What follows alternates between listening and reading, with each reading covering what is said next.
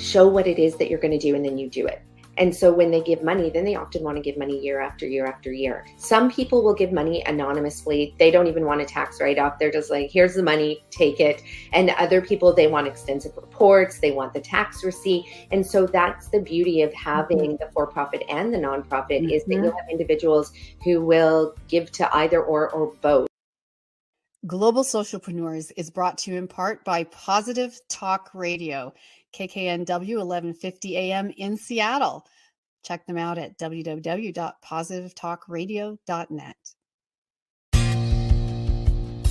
Welcome to Global Socialpreneurs, a one-of-a-kind talk show showcasing expert social entrepreneurs. Learn their stories and their secrets to creating a sustainable impact. Now, here is your host, social entrepreneur Anne Scotland.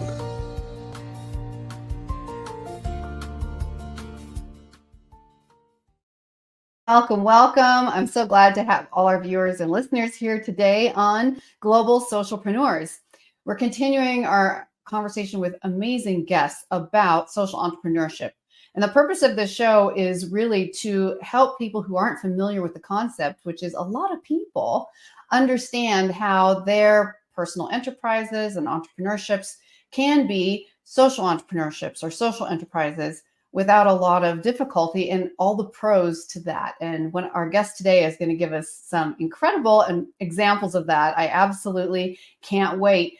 Before we begin, on whatever platform you're watching, if you would go ahead and give us a thumbs up or subscribe on the YouTube channel, would super help us and appreciate it. And if you know someone else who loves this kind of information, please share it, as well as any other guests you think who might be amazing on the show. So today's guest, I'm so excited to have met her, just met her recently, and she is a phenomenal human being. I love her energy and her spirit, and the work she's doing is really mind-blowing.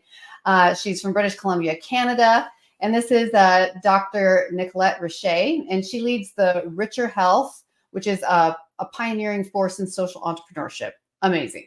It's really a group of companies committed to giving back and transforming lives. And through their outreach programs, Richer Health empowers diverse communities, including youth, including low-income individuals, veterans, single moms, people with disabilities, BIPOC communities. Really, wow. By imparting invaluable knowledge, by reversing chronic disease using food as medicine. And Nicolette's mission, she says, really extends beyond profit. It's about catalyzing positive change and ensuring equitable access to life-changing health education for those who need it. And she is a for-profit social entrepreneur. So please help me welcome Nicolette. Hello, welcome. Thanks for having me here today. So excited to have you here on the show, Nicolette, and just thrilled to get to experience some of what you've been doing and share with others what's available with your resources and what you've created. So first of all, you're a social entrepreneur. Yes, I am. Yeah, always have been, always will be. Amazing. Well, and that leads me to my next question, which is, what first got you interested or aware about social entrepreneurship as opposed to nonprofits? And could you share a little bit about that? Yeah, so I originally completed a program at our local university, a postgrad program called Building Sustainable Communities. And that, we really looked at all the pillars of sustainability. And, it was really about implementing, if you were envisioning a community, you couldn't just think about the highways. You couldn't think about just the buildings. You had to think about how people were living in the buildings. Were those people healthy? What air were they consuming? Is it polluted? Could single moms, ride their bikes to work? Everybody's promoting environmental, initiatives like riding a bike to work, but without often considering, well, there's single parents who have to get their kids in 4 different directions that morning before they go to work and maybe work 2 jobs. And so it really made us all think very, very differently about how you design communities. You have to consider all the pillars of sustainability, and so that's where it really all started for me. And so I knew that I could never work in a business that didn't also have those values as well, where you have to consider the economic. The economic pillars, the environmental pillars, the social pillars, and as well the mental, emotional, physical, and spiritual health of the individuals living in those communities. And that's where I got started. And of course, I was sitting on many boards for different nonprofits and charities. So I was working on that side as well as running my own businesses. And there was really that struggle that I saw for nonprofits and charities to always try and find funding, and they're really at the mercy of government, whether the funding is available, or the economy, whether other for-profits could give them money. And then I was exposed to one charity in particular, Potluck Cafe Society, that they were like, no, we're not going to do it that way. They were going to be a for-profit with a nonprofit arm. And so that way they didn't have to be at the mercy of others to be able to be successful and serve their community at the same time. I love that. And we're going to talk even more about that a little later, about how for-profits and nonprofits can work under one umbrella and create a greater impact all the way around, which is really exciting.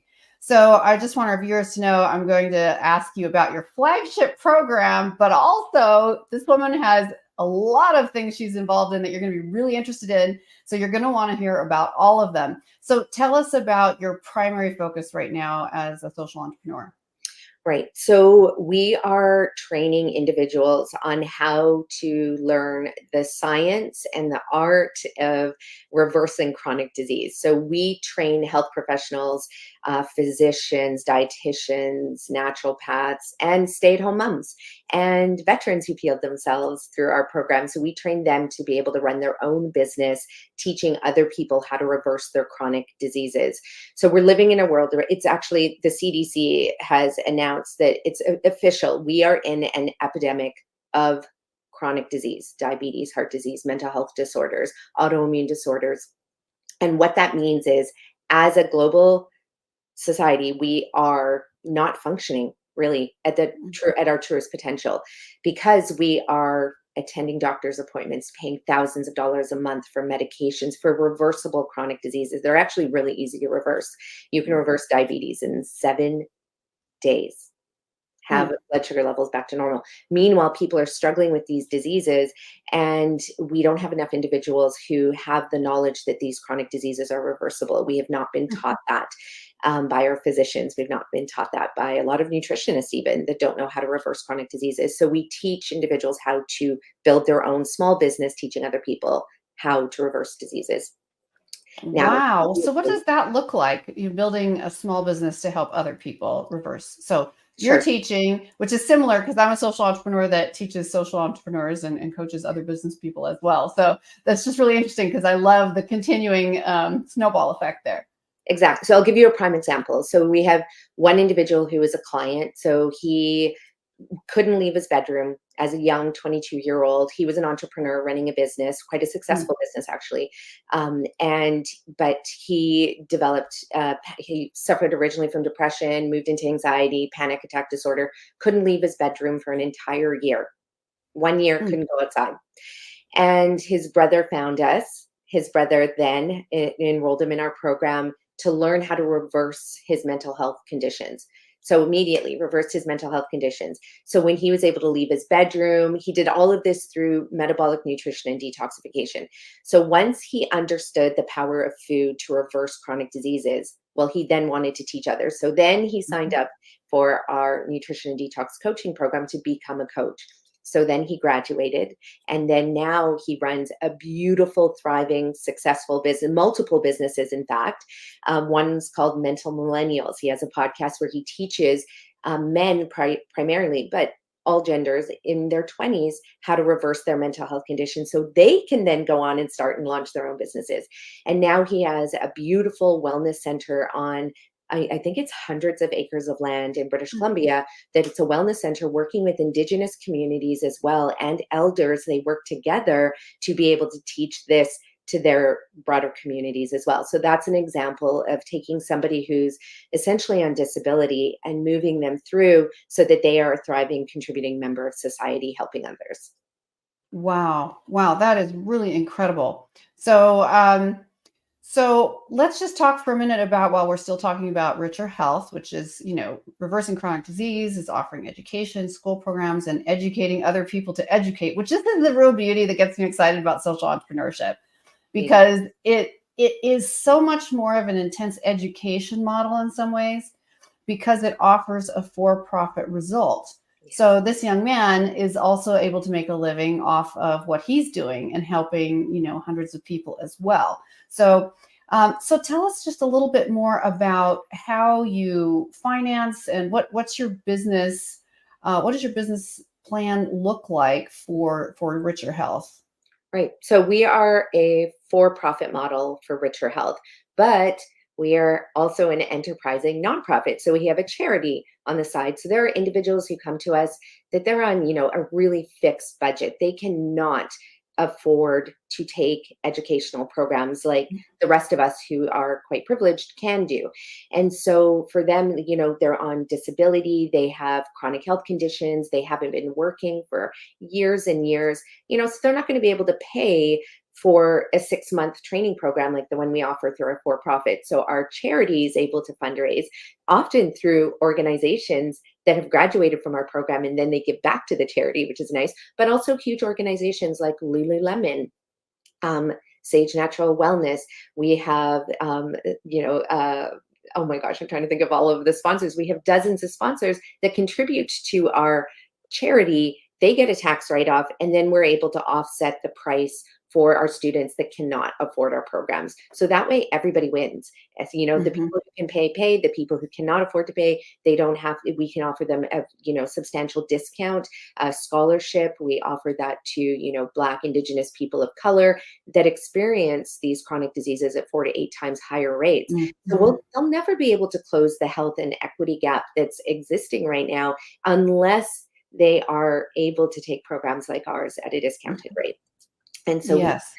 and as well, we extend the timelines that they have to complete, because obviously if you're working with a single mom with 3 kids, who's just come out of an abusive relationship, she needs time to heal, but she also needs somebody who can, love her up and give her the time that she needs to be able to get through a program. And a lot of programs out there that are created by organizations that don't understand social entrepreneurship, they'll be like, no, you're in and out in 6 months, or you're in and out in 3 months. The program's cut off. You don't have access. We don't do that. We provide lifelong coaching to our clients. Wow. So it's kind of a whole well-being approach, and not just, as you said, just like letting people go, okay, you learned this skill, goodbye, good luck, but actually sticking around longer. And let me ask you a little bit more about your sponsors. So how did you go about, because this is one of the big questions we also often get, of course, for the show and around social entrepreneurship. How did you go about securing those sponsors? And are they sponsoring the for-profit or the nonprofit? Yeah, so we have companies that sponsor both. And for example, one of the things that everybody needs to be aware of, if you're going to go out there and ask people for money, understand that corporations' values. A lot of people don't take the time to do that. They just see a company that's making millions or billions and they're like, give me money, as though that they deserve it. No, you need to do the work. You need to see how your products, your services align with that company's. And you need to spell that out for them. You need to do the work. And then you also want to get to know the people in that organization that you're asking, who you're asking money from. And so when you do that, you get to see what their values are. You have a conversation. It's not fundraising, it's friend raising, a term that was introduced to me by a beautiful woman in California who does a lot of friend raising. And then from there, you really show what it is that you're going to do, and then you do it. And so when they give money, then they often want to give money year after year after year. So for example, Lululemon, they brought me on as an ambassador. They sponsor this program. Their goal is to help, a lot of what they do is all about equity and diversity and inclusion. And so, if I'm coming to them and that's not part of the values of my corporation, don't ask them for money, but they immediately saw that alignment. And so they give money. And when you do that, a lot of organizations, they don't want to have to vet companies year after year. So if you're aligned, they plan for a 3-year or 5-year partnership with them. And so that's what we did as well. And it's been a beautiful relationship. And I know you Wow. asked me a second part to that question. So remind me of what that was. Yeah, no problem. No problem. Yes. So thank you. And I usually try not to ask 2-part questions, but yeah, very good answer on that. Very clear. Thank you. And then the second question was, how are particularly the larger sponsors, but any sponsors, are they sponsoring you through the for-profit or the nonprofit? Because I know that both happens, and kind of helping people understand the difference and how to approach a company. And that's a question you need to ask the company when you go and meet with them. Some people will give money anonymously. They don't even want a tax write-off. They're just like, here's the money, take it. And other people, they want extensive reports. They want the tax receipt. And so that's the beauty of having the for-profit and the nonprofit, is that you'll have individuals who will give to either or both. And so, but it's a question you need to ask the organization, why are they giving? What's in it for them? If they have a foundation, obviously they want to give it to a charity, but we've had sponsors give to both sides, and not some require that tax receipt and some don't. Yes. Okay, great. No, that's really, really helpful. I notice a lot of people often ask me, they say, we found companies that we've done the homework, the values are aligned. And so we've reached out to their website, we've contacted them through their email, their phone number, and we get a pat answer like, oh, we already have a particular sponsored program, and we can't give money to everybody, so go away, is basically what you run into. Yeah. So my guess is that it's the creating the friendships that you were also discussing, but a lot of people get discouraged right off the bat because it looks like the doors are closed. What would you say to them? The door is never closed. So they have money to give away. Okay. Your sponsors have money and they want to give it away. And if you're not able to get it, it's because you haven't been able to show that clear alignment. You haven't taken the time to develop those relationships. Everything is about relationship building. And that is the number one thing that everybody needs to know.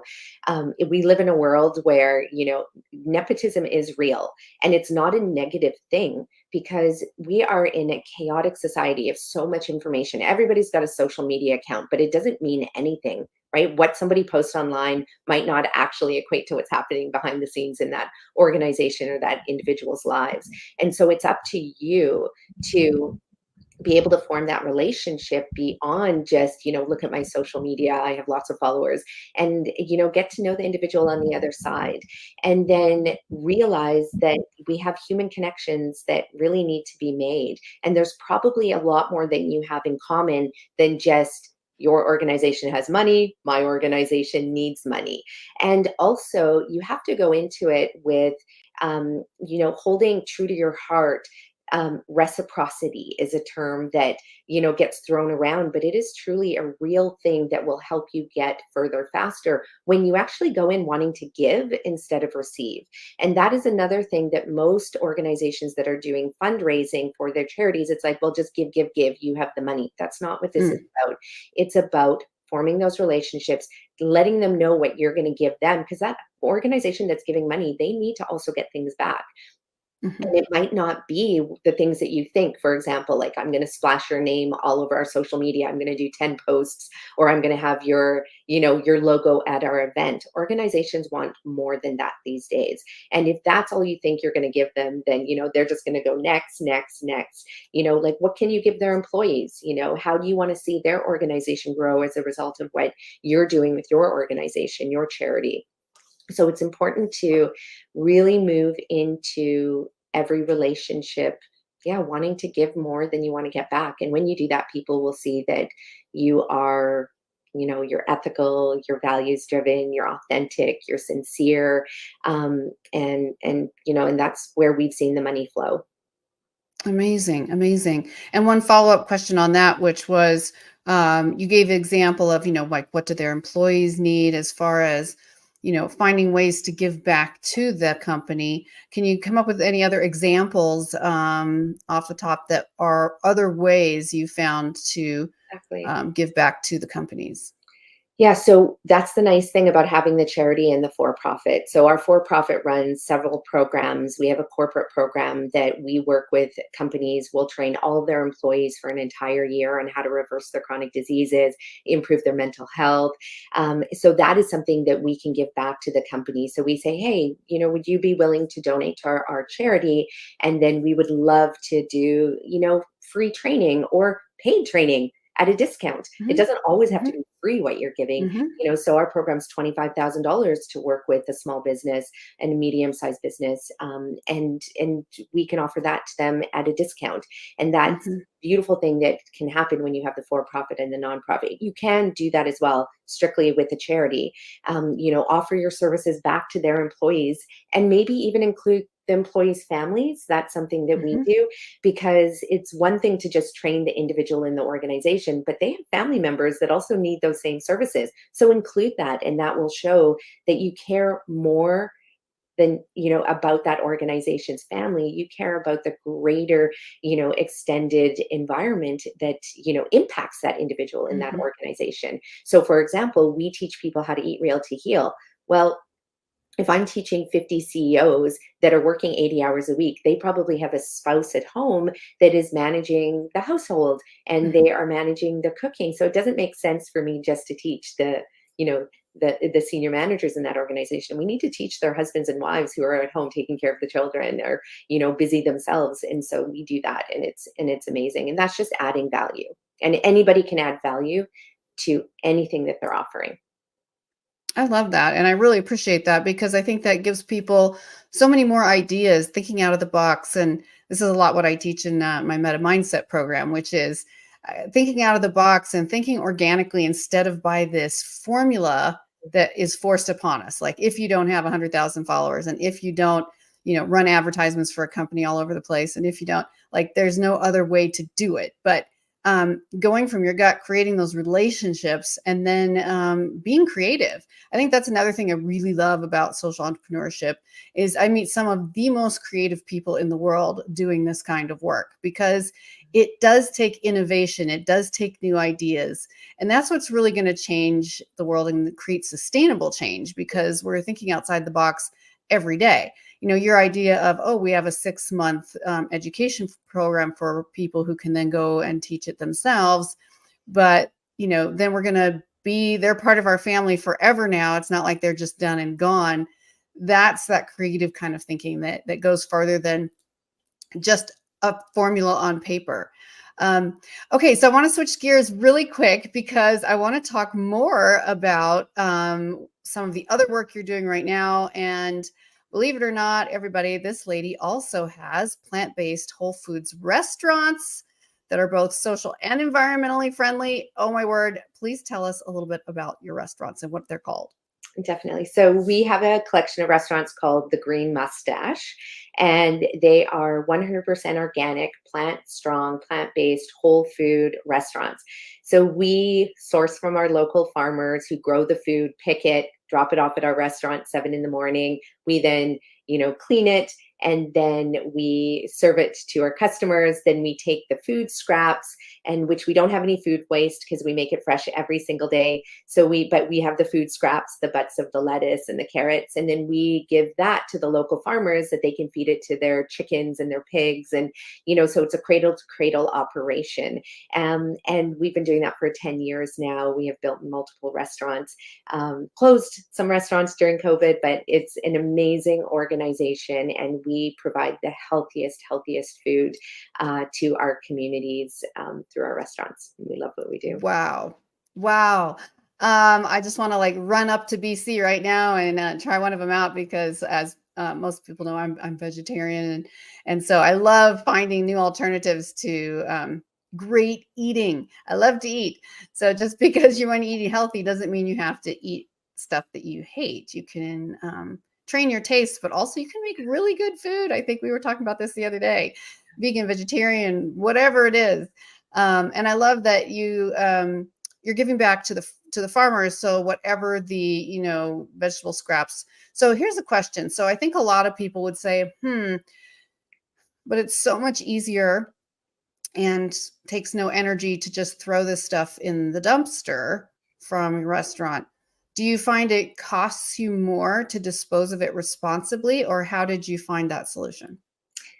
Yeah, and that's a great question because we were part of a survey for the federal government who wanted to do a survey on waste, food waste, because it is a major contributor to greenhouse gas emissions and other environmental challenges globally.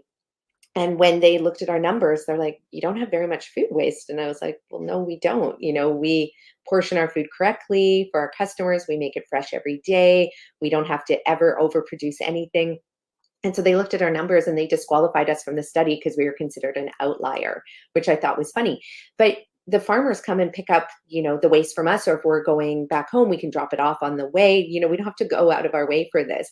When we do programs, for schools, we're able to make meals for schools and work with the schools and educate them. And we're not going out of our way to do this because we work directly within our local community. It does not cost us more. And in fact, our costs are much less because it's really, really heavy. Food waste is heavy because it's so wet, it's so dense. And so restaurants that are overproducing or they're not managing their food correctly, they're paying so much to dump their waste in the garbage. And we're lucky because we have a local composting facility and they want our food waste, our organic food waste, because it gets turned into soil. That's another part of our program is we take it directly to the composting site. It gets turned into soil in 14 days. Beautiful, brown, amazing, delicious soil through the commercial compacting system. And so these are all the ways that you can minimize your operation cost is just by working with other local organizations that want your waste. So it actually ends up being cheaper for you. Wow, that is so incredible and so motivating. Okay, so we know now what you do with your preparation waste, like the carrot peels, whatever. And then what about, I know you say you make it fresh every day, but what do you do with any excess food or even garbage food? And we don't get that because, like I said, we portion our meals correctly. If a customer was like, "Oh," we've never had a customer say, "I'm still hungry," and we've never had a customer leaving saying, or saying, "I'm so full." So we portion everything. Like our customers clear their plates. It's beautiful, and we have virtually no food waste from that. Plus, we're turning over our food 2 to 3 times a day because we're not about making food, freezing food, having it last for 5 days. So we make what we know we're going to sell that day. We don't try and overproduce or underproduce. And if we're out of something, we have other menu items, so we don't try and cater exclusively to the individual the way that a lot of restaurants will do that. We're like, we're never going to get out of it. It's okay to run out of a product that creates demand. And our customers have no problem with saying, I'm going to choose something else. And then this helps us to manage our food waste. But again, because we're producing every day, multiple times a day, it's perfect. We never have food waste. Wow, this is such a motivational thing. And I know that some of the, local restaurants that I frequent that I do know try to use their food responsibly and their waste responsibly. And they do run out of things. And, I always find that a little bit annoying. But now that I understand that there's a reason behind that, so that they're avoiding excess waste, avoiding excess cost. So if someone runs out of something, we can be excited for them at their restaurant and be like, oh, awesome, I can order something else. I'm so glad you guys aren't wasting all that food, which is absolutely beautiful. Wow. So the other thing I was just going to come back to was this whole enterprising nonprofit model. So with the restaurants, are those just the for-profit, or is there a nonprofit element? I know it's all connected as well, but yeah. So I know an org chart would probably be really helpful right now, but the charity also works with the Green Mustache chain of restaurants as well. So we have a holding company, and underneath our holding company, we have all our other companies. And then off to the side, we have our charity that works with all of the companies. And the way that works is, for example, let's say a school calls us and they want us to run a program. We can design a program where we bring in beautiful, fresh food, teach the students how to chop food, cook the food, turn it into smoothies, dips, salad dressings, and how to use whole foods so that they can reverse chronic diseases. So they're getting the science education, they're getting the hands-on education with being able to do food prep, they're getting to eat the food afterwards. And a lot of schools can't pay a lot of money to any organization to come in. You know, maybe you're making like $250, and but by having the charity, we can offset some of those costs so that we can pay people well to go out there and do the education, pay myself well to go in and do that. You know, we can get the food costs wholesale because they're coming through the restaurants. So the charity and the restaurants work together. We often get hired to go into hospitals and teach physicians and nurses and the dietitians in the hospitals all about reversing chronic disease. Now, a lot of the times they don't have the budget to do that. So we can have the charity offset some of the costs that way, or they can donate to the charity and then we'll come do it you know, that way. And then whatever got donated to the charity, we can use that as a scholarship for a nutrition and detox program for, let's say, a local BIPOC member. And so everything works together that way. So that we don't have one organization that is in a deficit as the result of wanting to serve other individuals and organizations who may not be able to afford our services. Wow, that's so incredible. I just love it. So two things. So first of all, tell us how can, so you're on this show, you're on your local stage, but you're also on the global stage. Mm-hmm. So how can people participate in what you're doing? In particular, how can they be part of your education program or learn how to educate others around the reversing chronic diseases? Right. So we have two main programs. One is our Eat Real to Heal program. And that is if you have a chronic disease or mental health condition where you're currently taking medications or need to be put on medications, you're maybe facing surgery, you're probably not working as a result of your chronic disease. You know, it's important that you just do the work, reverse that chronic disease, because you've got this whole amazing life to live. You have so much energy within you that just needs to be created through the food, and then you can go out there, achieve anything you want.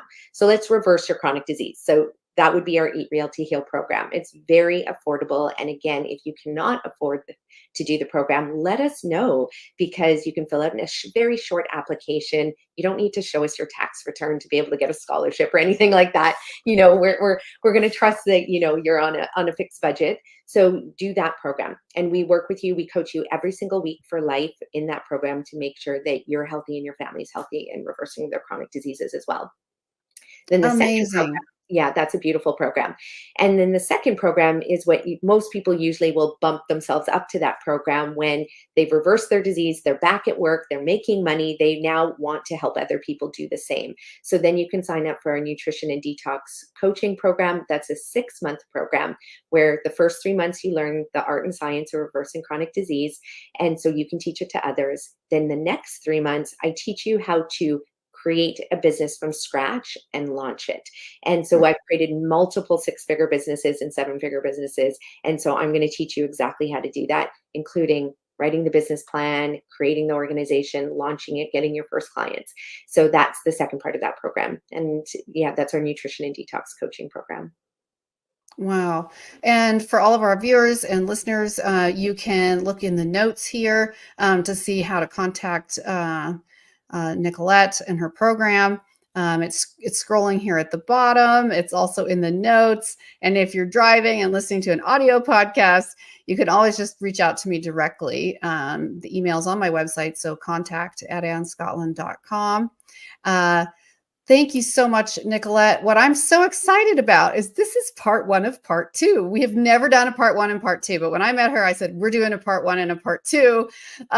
So I really wanted this first half to be about the work you're specifically doing. And the next half, if you all will stay tuned next week or listen to part 2, if this is already aired, is going to be more of a shoot the breeze chat, talk about other informational, motivational decisions you can make to become a social entrepreneur, and how is the big question. And Nicolette has so much experience about that. We're going to talk a little bit more probably about nonprofit, for-profit enterprises with the nonprofit arm, et cetera, what that looks like and how useful of a model that is. And also please send us any questions or emails. We will write you back. If you only get to see half the show, shoot me an email there or reach out to Nicolette on her website. So thank you, Nicolette. We're going to do part 2. And to all of you, thank you so much for tuning in and watching. We really appreciate your support. Please help keep us on the air by subscribing to the channel, liking, and also if you would like to donate to this effort, or if you know a guest who would be an amazing guest here, please let us know and share it if you know other people who would benefit from learning about social entrepreneurship. Again, you can also go to the website www.globalsocialpreneurs.com. So thank you so much. Tune in and hear us for part 2. Have a wonderful day. Thanks. Bye-bye. Bye-bye, everyone.